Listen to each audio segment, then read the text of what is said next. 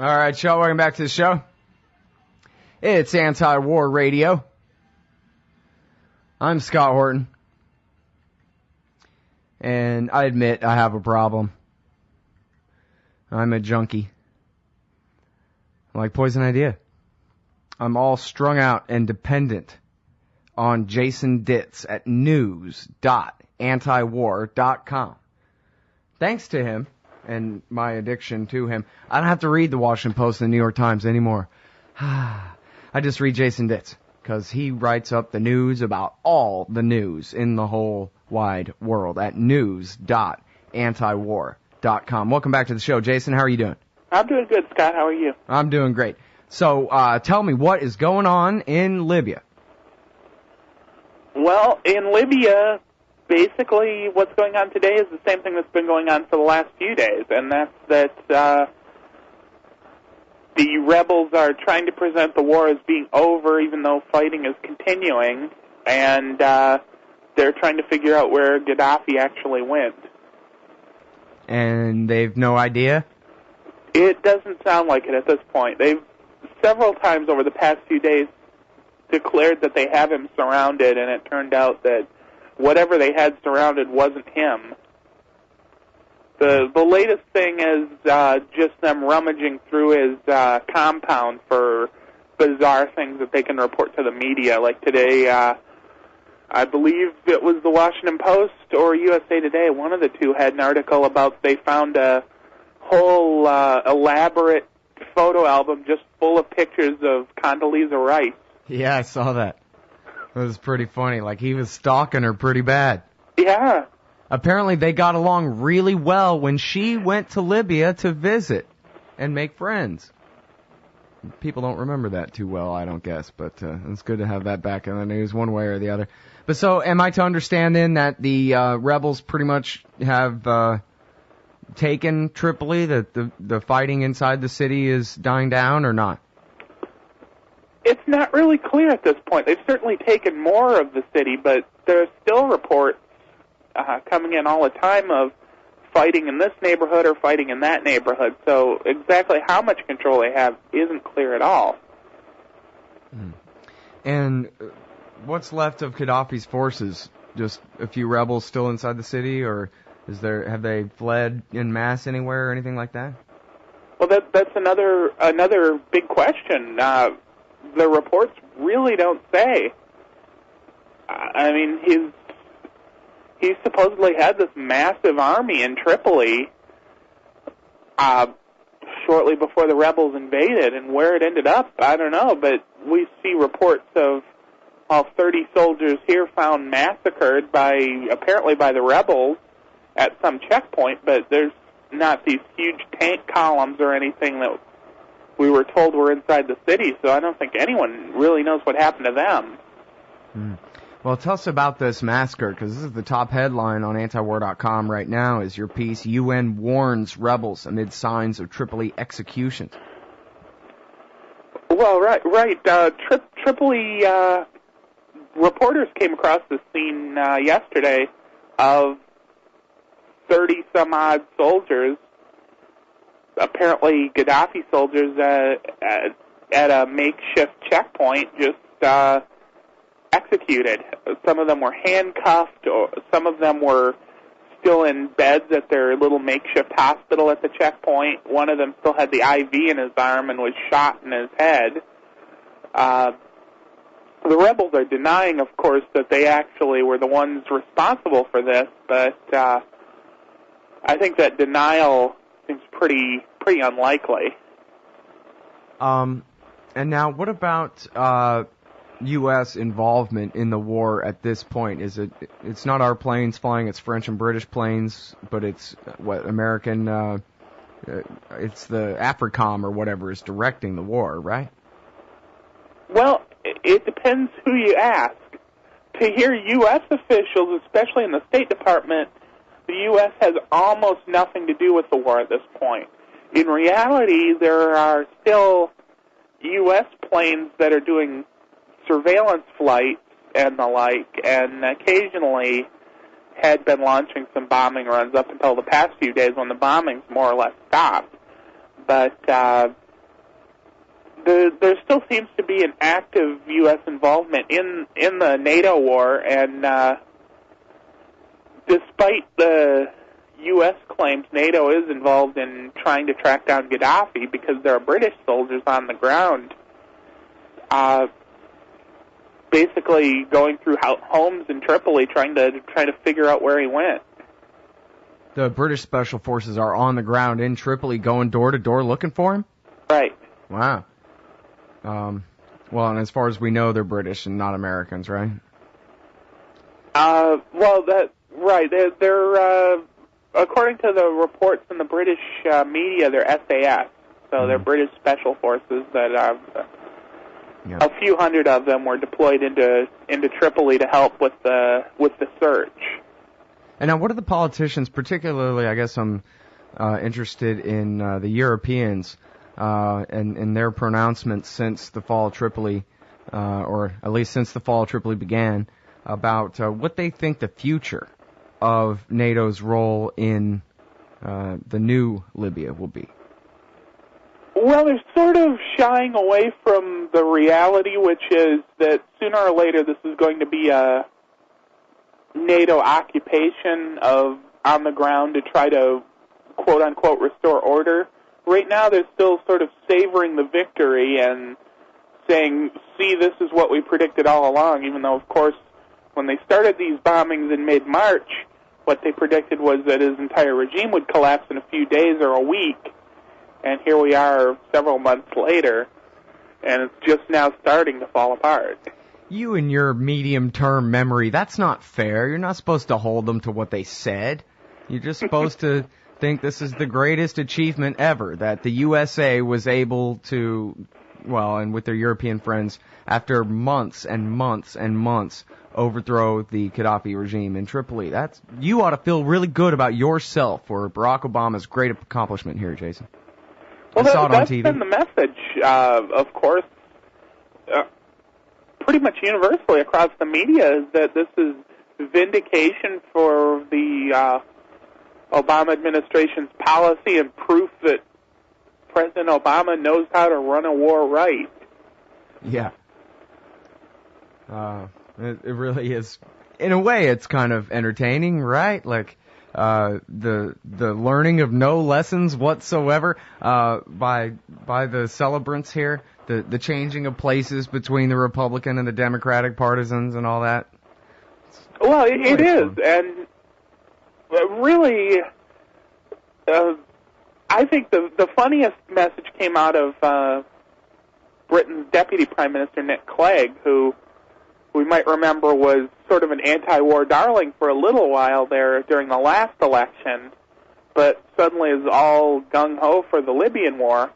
And he's insisting that this isn't like Iraq at all, and it's not going to be like Iraq, and we've learned our lesson. But, of course, they're doing the same thing they did in Iraq, and they're already talking about sending advisors on the ground. There are already British troops on the ground. This is just... it's starting a little different from the Iraq war because it's not a full-fledged invasion yet, but it seems pretty clear that what we're looking at is a multi-year on-the-ground commitment to try to stabilize the country after a regime change. So, in reality, it's not all that different from what they just got into in Iraq.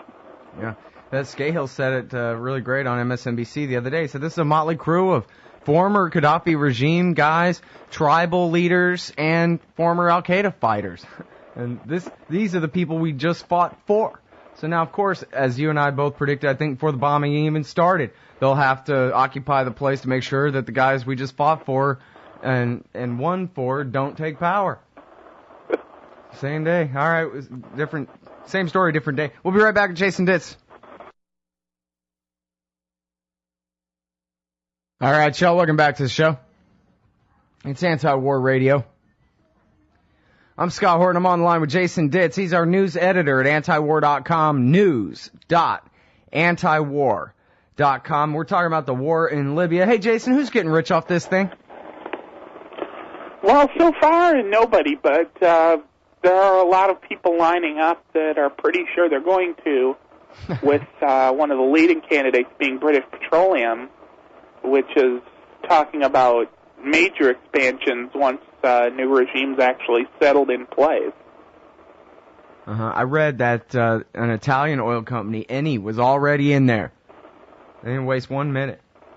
Right, they were in there before as one of the primary service companies for the Gadhafi regime.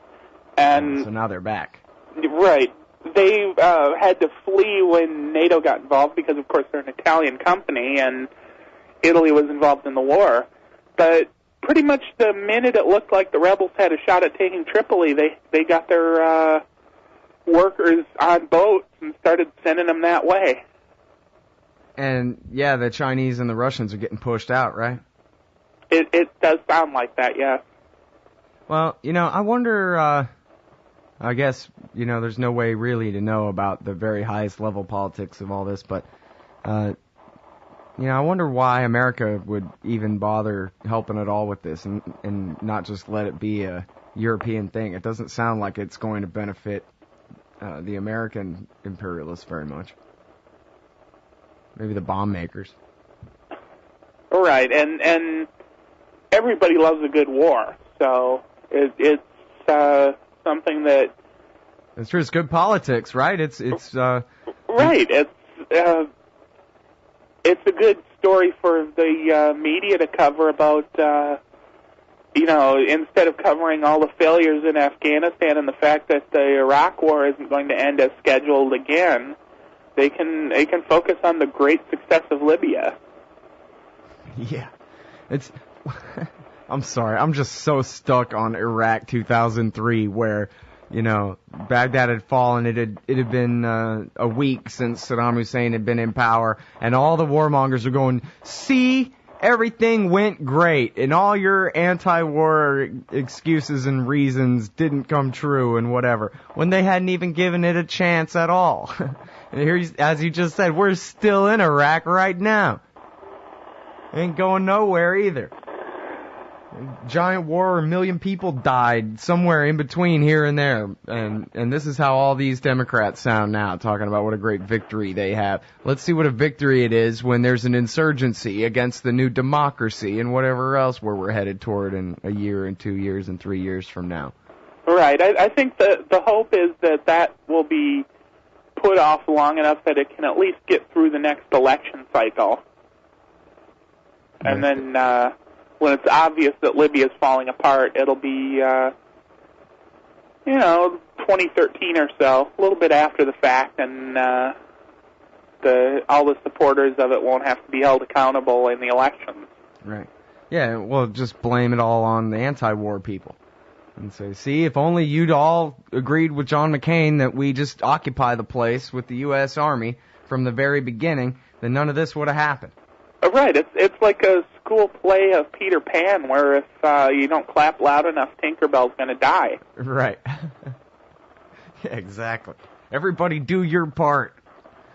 Well, and I remember back when I was just a plain old regular American in my thinking about these kinds of issues, when I was in 4th grade and Ronald Reagan bombed Libya, and I thought it was really cool because, jet planes and explosions, and I can't hear Libyans screaming from central Texas, so why not, USA and all that. Problem is, though, then I turned 11 or 12 or something and grew up a little bit. But I guess that still works on the partisans, if you have a political hero or whatever, you'll find any opportunity to clap for Tinkerbell.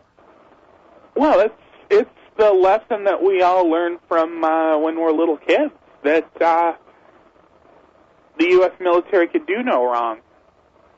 And that if the president decided to deploy them, no matter how ridiculous the pretext, or indeed in this case, he didn't even give Congress a pretext, he just said he was going to do it, and then made some vague references to a UN resolution and let the media sort of spin it as him rescuing Benghazi from a massacre that was never going to happen.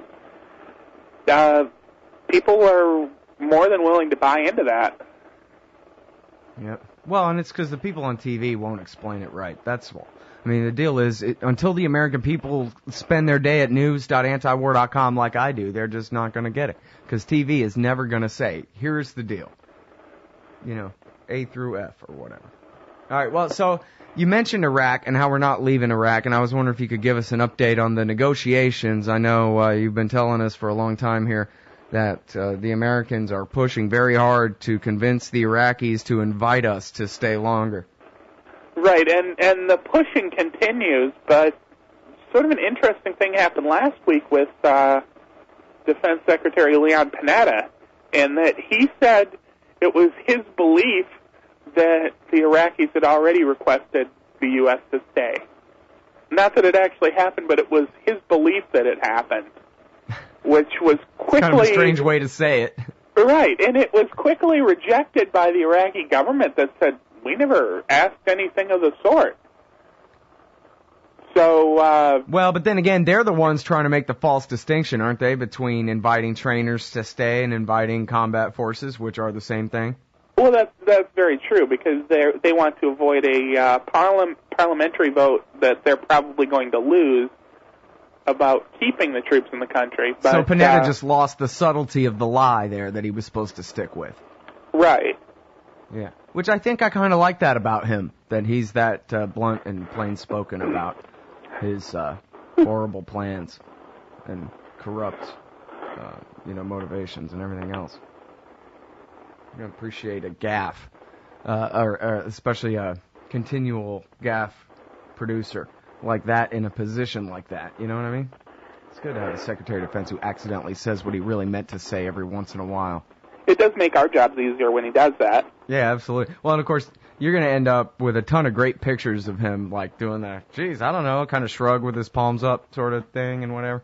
There's going to be plenty of those for you to use in the future there at news.antiwar.com. All right, now, you also mentioned Afghanistan. I was wondering if you could give us just a little bit of an update as to what's been going on there lately. Obviously, it isn't like the war got turned around and we're winning now or anything silly like that, but have there been any major raids on Kabul hotels lately? Anything like that? Nothing like that lately. There's been some violence, of course, as there always is. A few NATO troops getting killed here or there. Really nothing hugely significant has happened since the downing of that Chinook helicopter earlier this month. Well, now, what about those crooked parliamentarians being thrown out over their votes? Or about not their votes in the parliament, but the election fraud?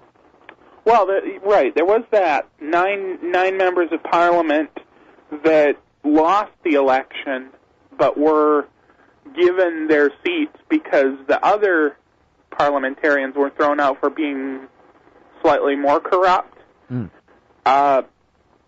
The Electoral Complaints Commission and the Independent Election Commission have been bickering over which corrupt politicians should get those seats, and they got overturned, so now they're getting thrown out in favor of the ones that won the election in the first place. Yeah. Well, what about this? About this was a Telegraph article, right? About how was it a British general admitted that the plan is to stay until 2024? I'm not sure who actually came up with the 2024 date, but that does seem to be the plan at the very least. And it's not too surprising. Of course, they've been pushing back the dates ever since they've set them. When 2014 got set, it was immediately denounced by the Pentagon as much too soon. And it wasn't a serious date. It was just a projection, and it was just an effort to try to get the Afghan government to be more serious. And yeah, well, have more kids. The empire's going to need them, it looks like. Well, that's the thing. If you think about 2024, by then we're going to have soldiers on the ground that weren't even born when this war started, occupying a country where the life expectancy is so low that a good chunk of the population won't have been alive when the war started. Yeah, but there's terrorists around. People keep picking up rifles and using them. For some reason. All right, well, anyway. Again, I gotta say it. Why not say it? It's worth pointing out every single time. There's one alternative to the 2024 deadline for beginning the end of the Afghan war, and that's Ron Paul. As simple as that. It's the only choice we got, the only hope we got. Even if you don't like him, at least you gotta like he wants us out of Afghanistan. You know? And this is just incredible that they would, it seems like they would, you know, Condoleezza Rice's time horizons were always just a couple years away. Be patient, you know? But to go ahead and tell us 2024, when we can't even imagine 2024 exactly, you know, what things will be like then in so many ways, our own lives and whatever. I think if that was to get out, at least that could cause a pretty strong reaction the other way. It might, but it might do the opposite too, because people will say, well, they finally set a date. Because people have very short-term memories here. And they'll have long since forgotten that 2011 was the date, and all the dates of the Iraq War in 2014 was supposed to be the firm date. Yeah, it's just incredible. Well, I think that, well, never mind Afghanistan, because, of course, Obama promised to escalate that war, but I think Ron Paul's slogan ought to be, you know, end the Iraq War. You could take that to the bank or whatever like that and just mock Obama all the way through the election in 2012. Anyway, we're over time. I got to let you go, man, but I appreciate you joining us on the show as always, Jason, very much. Sure, thanks for having me. Everybody, that's the great Jason Ditz. He's our news editor at antiwar.com. That's news.antiwar.com, and he's covering all 6 wars for you all day long. So go check that out. We'll be right back after this.